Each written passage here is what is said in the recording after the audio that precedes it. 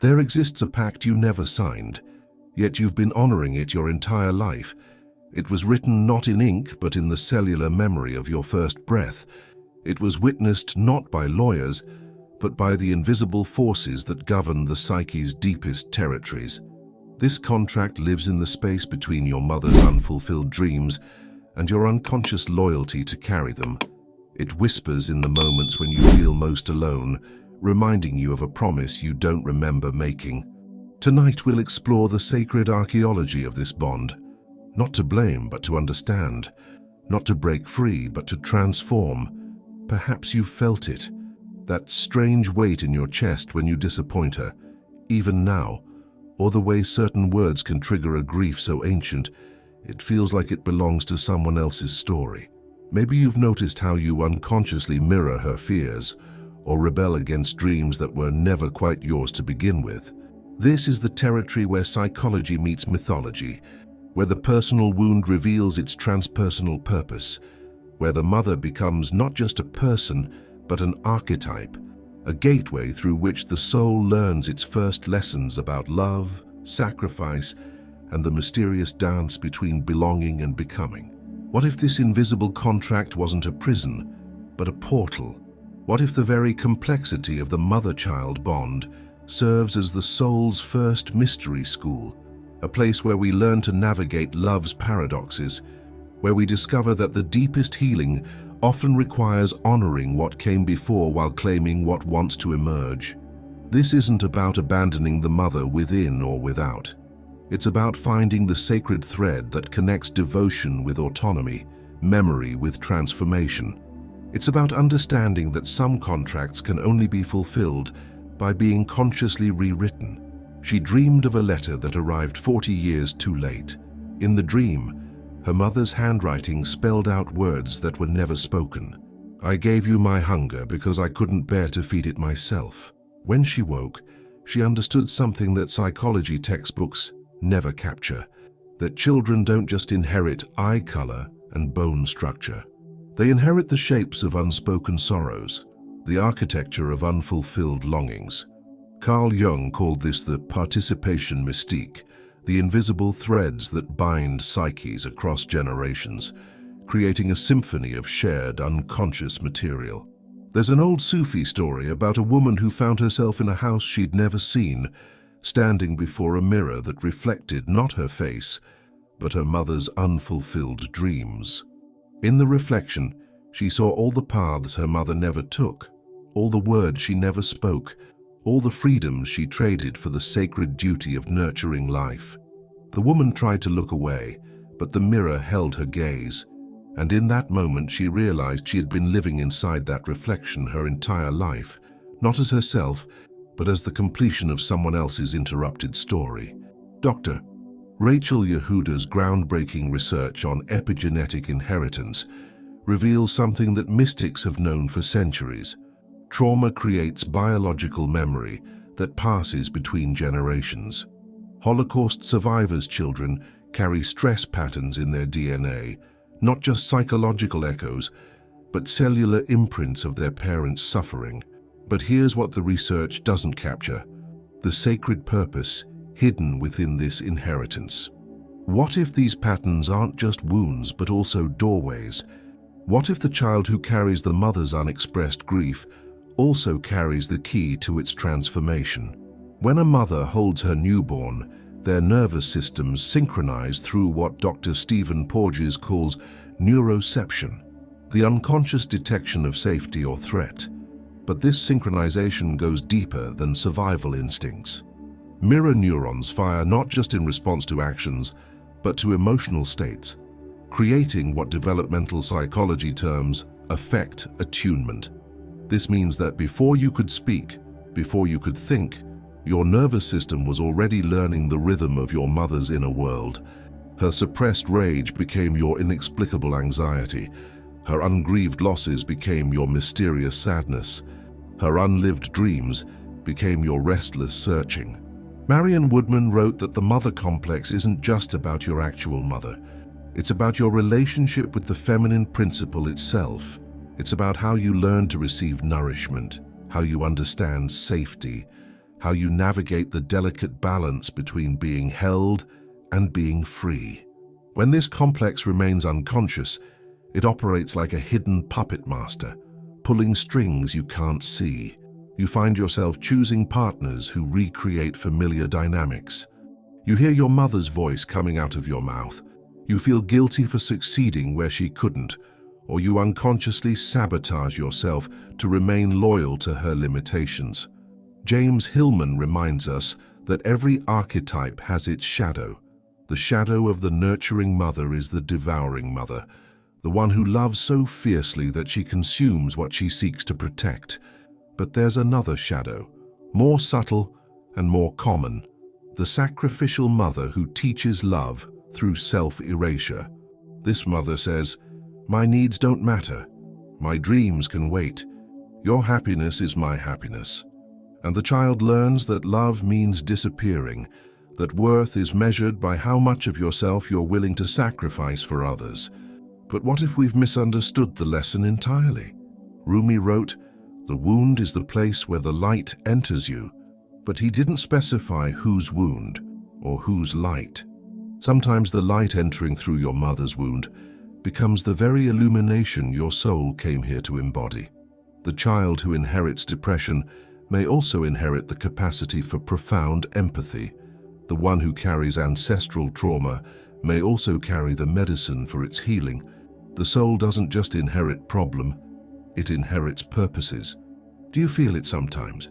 That strange guilt when you're happy, as if joy were a betrayal of some unspoken agreement to share in her suffering. Or perhaps you've noticed how her anxiety lives in your body, how her unfulfilled dreams echo in your restless nights, how you find yourself choosing her battles, fighting wars that began before you were born. Maybe you've felt the weight of being her confidant, her hope, her reason for continuing, roles that no child should carry, yet roles that shape the very foundation of who you believe yourself to be. There's nothing wrong with you for feeling this. There's nothing weak about recognizing these patterns. The soul that can see its own inheritance is the soul that can choose its own transformation. CTA mid-video. If this is resonating with something deep inside you, something you've never quite been able to name, let me know in the comments below. Sometimes the first step toward healing is simply acknowledging what we've been carrying in silence. Imagine if there existed a contract written in invisible ink, signed before your first conscious memory. This document contains clauses you never read, obligations you never agreed to, yet penalties you've been paying your entire life. The child agrees to carry what the mother cannot hold. The child agrees to heal what the mother could not heal. The child agrees to complete what the mother could not complete. These aren't legal documents.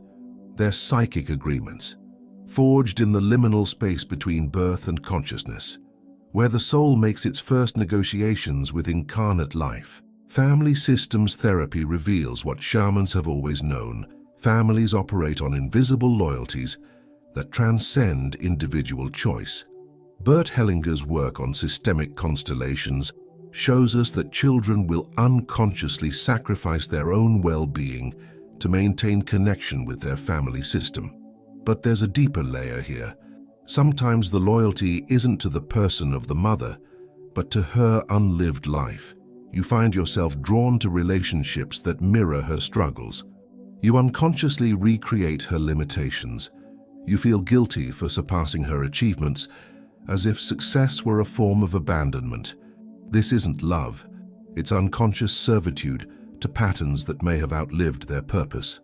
Dr. Dan Siegel's research on interpersonal neurobiology reveals that children don't develop nervous system regulation independently. They co-regulate with their primary caregivers. This means your mother's unresolved trauma doesn't just influence you psychologically. It literally shapes your neurobiological capacity for safety, connection, and resilience. When she couldn't regulate her own emotions, you learned to regulate yourself in service of her stability.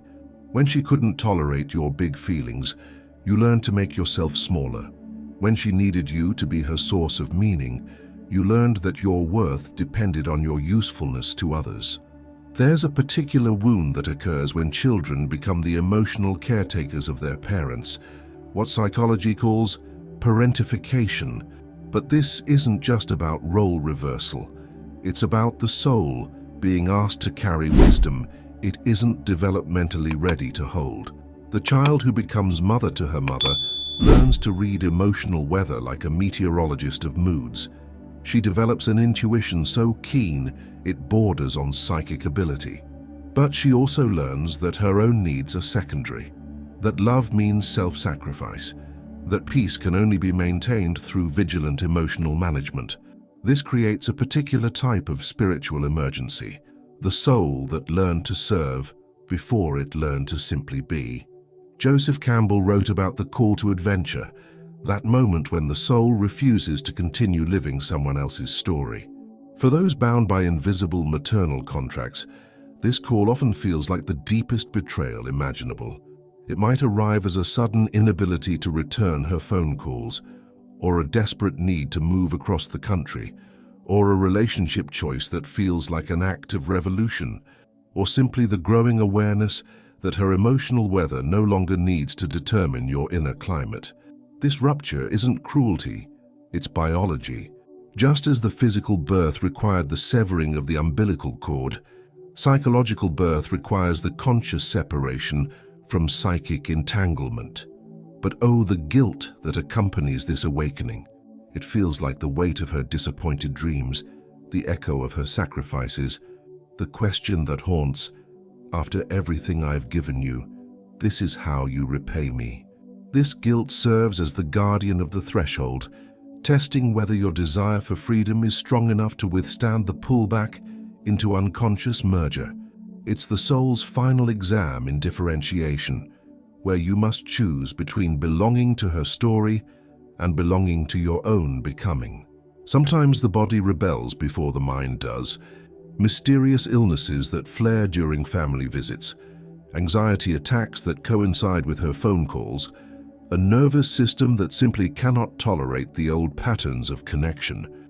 Dr. Gabor Mate's work on trauma and illness suggests that the body keeps the score not just of what happened to us, but of what we've agreed to carry for others. When the soul is ready to renegotiate its contracts, the body often leads the revolution. Active imagination, Jung's technique for dialoguing with unconscious figures, offers a pathway beyond either merger or abandonment. In the sacred theater of inner work, you can meet not just your actual mother, but the archetypal mother that lives within your psyche. This inner mother contains both the nurturing force that wants to see you flourish and the devouring force that wants to keep you small. Through conscious dialogue, you can begin to separate what belongs to her story from what belongs to yours. She dreamed of a conversation with her mother that lasted 7 hours. They spoke of everything that had never been said. When she woke, she realized the conversation had been real, just not in the way her mind expected. The goal isn't to destroy the connection, but to transform it from unconscious entanglement to conscious choice. This requires what Dr. Kristin Neff calls fierce compassion, the ability to maintain love while refusing to enable patterns that diminish both of you. It means learning to say, I love you too much to continue participating in dynamics that keep us both small. It means discovering that the deepest honor you can give her sacrifices is to claim the freedom they were meant to purchase. Indigenous wisdom traditions understand something that Western psychology is just beginning to grasp. Healing moves both forward and backward through family lines. When you free yourself from unconscious patterns, you don't just heal your own life. You heal the wounded mother within her and the wounded grandmother within the wounded mother. This is the hidden purpose of the original contract, not to keep you bound forever, but to position you as the one who could finally transform what previous generations could only transmit. Some children are born with an invisible cape, assigned the role of family healer before they can even walk. This is the archetype of the savior child, the one who carries light into dark family systems, who transforms pain through the sheer force of their presence. The savior child learns early that their worth depends on their ability to fix, to soothe, to carry what others cannot bear. They become emotional alchemists, transmuting family dysfunction into gold through their achievements, their sensitivity, their willingness to absorb whatever needs transforming. But what happens when the one assigned to save everyone realizes they were never meant to be a savior, but simply a soul learning to be human? In the same family system, another archetype often emerges: the rebellious child. This is the one who refuses the family's emotional assignments, who acts out the rage that everyone else swallows, who becomes the identified problem to protect others from examining deeper truths. The family labels this child as difficult, selfish, ungrateful, but rebellion often serves a sacred function. It prevents total enmeshment, maintains some thread of individual identity, keeps alive the possibility that things could be different. Sometimes the same child carries both archetypes, savior by day, rebel by night, split between the desire to belong and the need to become. When boundaries between mother and child remain blurred, the nervous system never learns the difference between self and other. Dr. Alan Shaw's research on affect regulation shows that children who experience emotional incest, being treated as a partner rather than a child, develop what he calls disorganized attachment. Their dopamine pathways become conditioned to seek approval through caretaking. Their stress hormone cortisol spikes whenever they prioritize their own needs. Their oxytocin, the bonding hormone, becomes confused, creating intense connection followed by desperate withdrawal. This isn't just psychology, it's biochemistry. The body literally doesn't know how to exist independently from the emotional state of others. But there's another archetype rarely discussed: the invisible mother. This is the mother who was physically present but emotionally absent, who gave birth but never quite arrived as a mother. Perhaps she was depressed, dissociated, overwhelmed by her own unhealed trauma. Children of invisible mothers carry a particular wound: the agony of never quite feeling seen, never quite feeling real. They learn to perform connection rather than experience it. They become experts at reading empty spaces, at loving people who aren't quite there. These children often become the most sensitive adults, capable of profound empathy precisely because they learned to love what couldn't love them back. Carl Jung identified the Great Mother archetype as containing both nurturing and devouring aspects. In mythology, she appears as both Demeter, the grain goddess who brings abundance, and Kali, the fierce destroyer who devours what she creates. Most mothers aren't consciously devouring, but the archetype operates through them nonetheless. The mother who lives vicariously through her child's achievements devours their autonomy. The mother who makes her emotional stability dependent on their presence devours their freedom. The mother who cannot tolerate their differentiation devours their individuality. Understanding this as archetypal rather than personal allows for a different kind of compassion, one that sees the mother as also caught in forces larger than her conscious intention. Dr. Stephen Porges' polyvagal theory reveals that the vagus nerve, our primary pathway for social connection, develops through co-regulation with caregivers. When this co-regulation becomes codependence, the child's nervous system never learns to self-regulate independently. They become what Dr. Judith Herman calls relationally regulated, unable to access calm, safety, or self-worth except through connection with others. Their vagal tone, the nervous system's capacity for resilience, remains externally dependent. This creates a particular type of spiritual crisis, the soul that can only access its own divinity through relationship with others. Dr. Francine Shapiro's research on EMDR reveals that children who carry adult emotional responsibilities develop trauma responses even without overt abuse. The nervous system registers emotional overwhelm as life threat, creating hypervigilance around others' emotional states. These children grow into adults who can sense the mood of a room within seconds, who feel responsible for everyone's comfort, who experience others' pain as if it were their own. They become what Dr. Elaine Aron terms highly sensitive persons, not by nature, but by training in emotional survival. Indigenous traditions speak of what Western psychology is beginning to understand. Emotional energy moves through family lines like water through underground rivers. The grief your mother couldn't grieve becomes the depression you can't explain. The rage she couldn't express becomes the anxiety that visits you at 3 a.m. But energy cannot be destroyed, only transformed. The same sensitivity that makes you vulnerable to inherited emotion also makes you capable of its alchemical transformation. The path toward wholeness doesn't require choosing between loyalty and autonomy, between honoring the mother and honoring the self. Instead, it requires what Jung called the conjunctio, the sacred marriage of opposites within the psyche. This means developing what Dr. Diana Fosher calls meta-therapeutic processing, the ability to hold multiple emotional truths simultaneously. You can love your mother and refuse to carry her pain. You can honor her sacrifices and claim your freedom. You can feel compassion for her limitations while refusing to be limited by them. Sometimes those who were forced into premature wisdom discover that their wound contains their gift.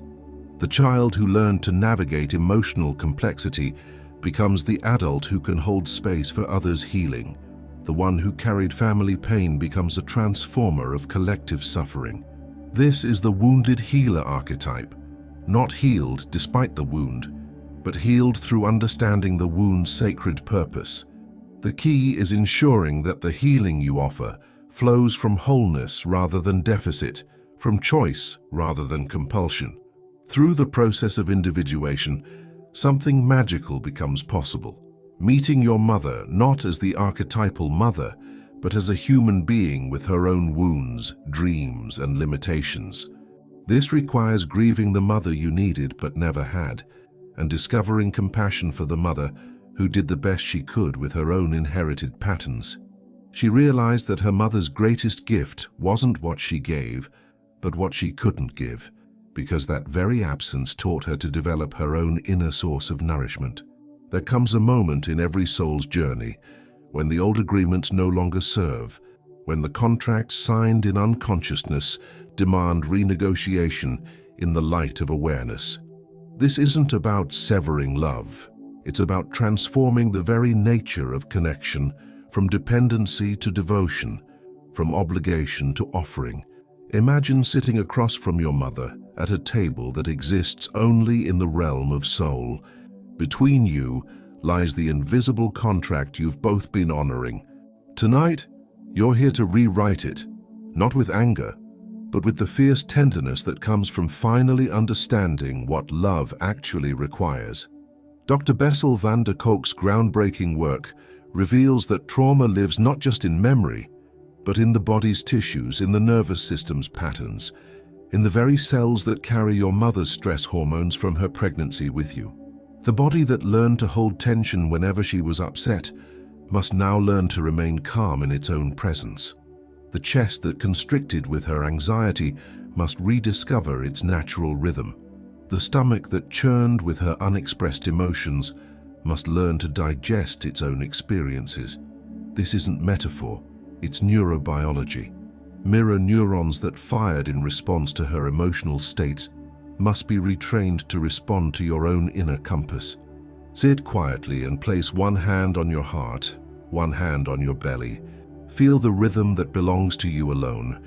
This is not your mother's heartbeat, not your family's pulse, but the drum of your own becoming. Dr. Pat Ogden's somatic therapy reveals that boundaries aren't just psychological concepts, they're felt senses that live in the body. The child who never learned energetic boundaries must now teach their nervous system the difference between empathy and enmeshment, between compassion and carrying. Breathe into the space that is yours alone. Notice where your body ends and the world begins. This simple practice begins to unweave decades of energetic confusion. Jung's technique of active imagination provides a sacred container for renegotiating unconscious contracts.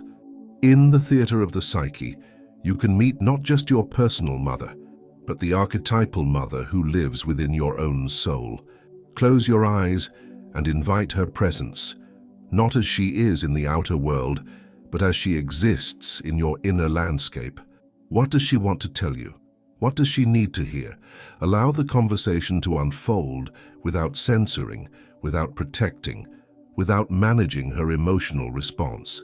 Sometimes these inner dialogues reveal surprising truths. The mother within, who gives permission for your freedom, who celebrates your differentiation, who was herself waiting for you to claim your autonomy. Indigenous healing traditions understand that we often carry what doesn't belong to us, not just our own unprocessed emotions, but the emotions of our ancestors. The practice of energetic return involves consciously giving back what was never ours to carry. Visualize all the pain, anxiety, depression, and unfulfilled dreams you've been holding for your mother. See them as objects, perhaps stones, perhaps threads, perhaps shadows. One by one, return them to her with compassion. This belongs to you. I return it with love. I am not here to carry what you came to transform. This isn't abandonment.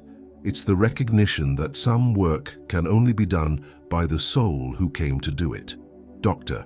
Sue Johnson's research on attachment theory reveals that our early bonding patterns become neural highways, the brain's default routes for connection. But neuroplasticity research shows that these pathways can be rewired through conscious practice, even in adulthood. The brain that learned love through anxious vigilance can learn love through secure presence. The nervous system that associated connection with self-sacrifice can discover connection through authentic self-expression. But this rewiring requires patience, repetition, and often professional support. Codependent patterns create their own neurochemical addiction. Dr. Marsha Linehan's research on borderline personality disorder reveals that dramatic emotional intensity triggers dopamine release. The brain's reward system becomes conditioned to seek crisis, conflict, and emotional chaos. Breaking free from maternal enmeshment often involves withdrawing from this neurochemical drama.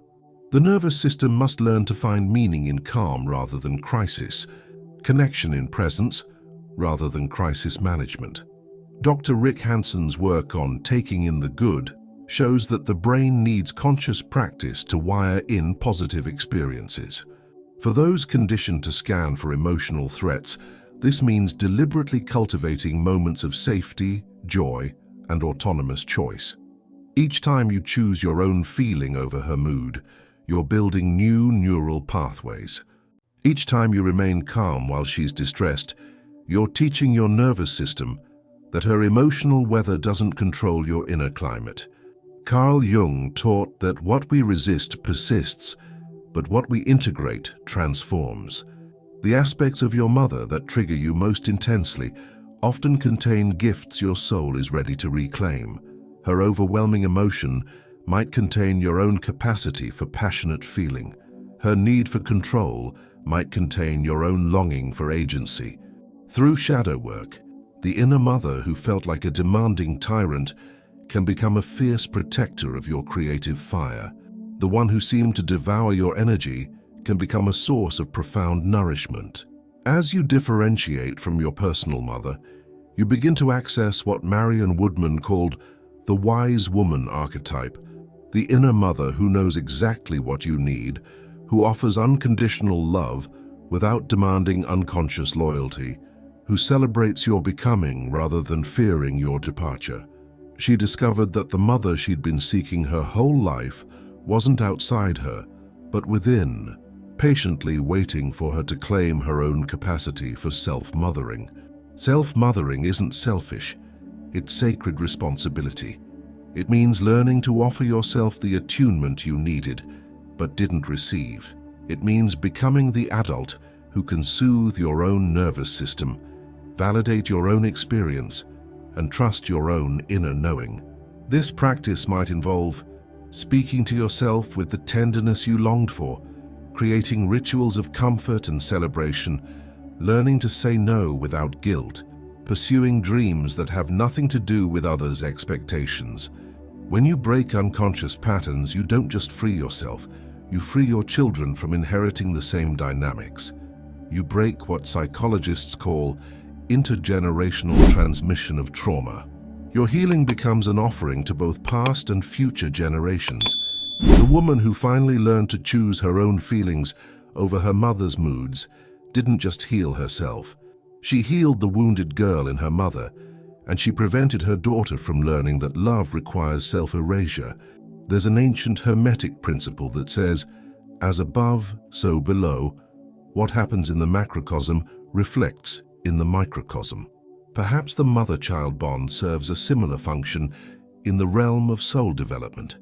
Perhaps the very patterns that seem to limit us are actually the raw materials for our greatest transformation. She realized that her mother's depression hadn't just been a burden to carry, it had been a masterclass in the depths of human feeling. Her mother's anxiety hadn't just been a source of stress, it had taught her to sense the subtle energies that most people never notice.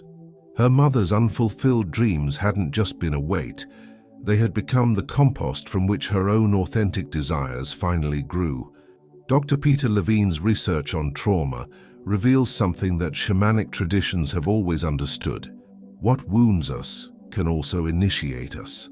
The nervous system that learned hypervigilance in childhood often develops extraordinary intuitive capacities. The child who became the family's emotional translator often grows into an adult with profound empathic gifts. But here's the crucial difference.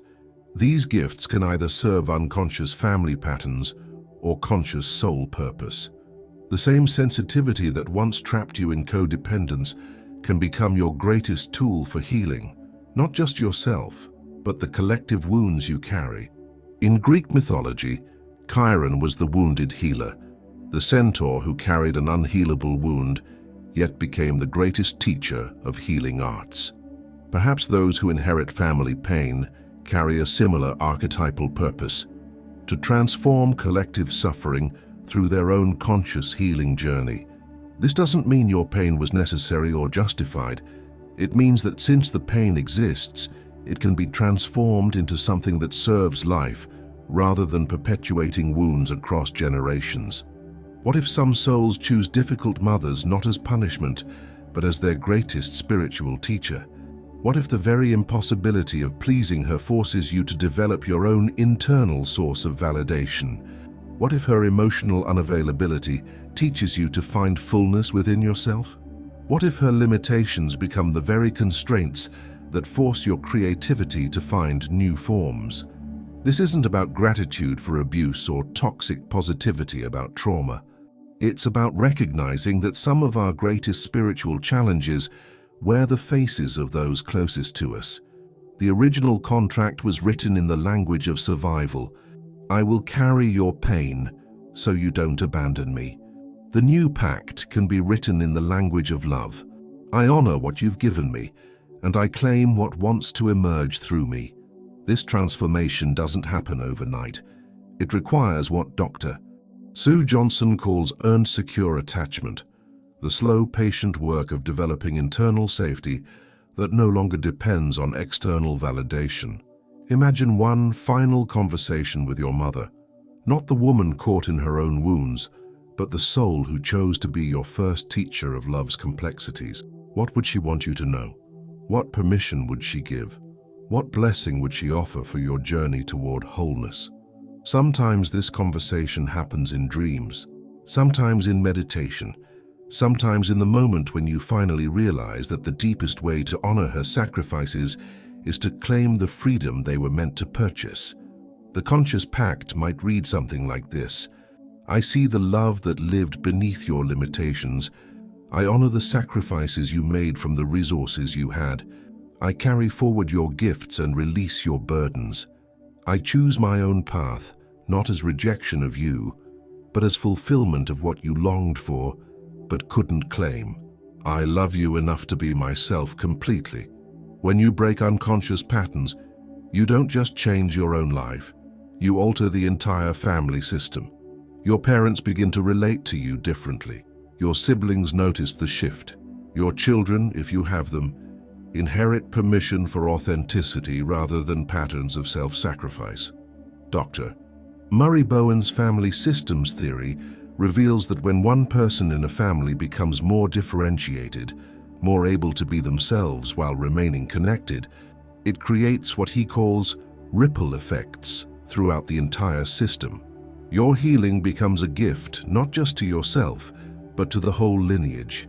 Perhaps the deepest truth about the mother-child bond is this: we come through our mothers, not from them. We use their bodies, their emotional landscapes, their very limitations as the launchpad for our own soul's journey, and ultimately, we must complete the circle by becoming conscious parents to ourselves, offering our own souls the unconditional love and fierce protection we once sought from them. There's a moment in every hero's journey when the traveler returns home, transformed by the quest. When you finally come back to your mother, whether literally or symbolically, you return not as the wounded child seeking what was never given, but as the healed adult offering what was always needed: unconditional love that doesn't require anyone to be different than they are. The relationship between mother and child touches the very edge of life's greatest mysteries. How does consciousness emerge from matter? How does the infinite express itself through the finite? How does love learn to recognize itself across the seeming separation of individual bodies? Perhaps the mother-child bond serves as our first initiation into these cosmic questions, teaching us that love is both the most natural thing in the world and the most complex spiritual practice we'll ever undertake.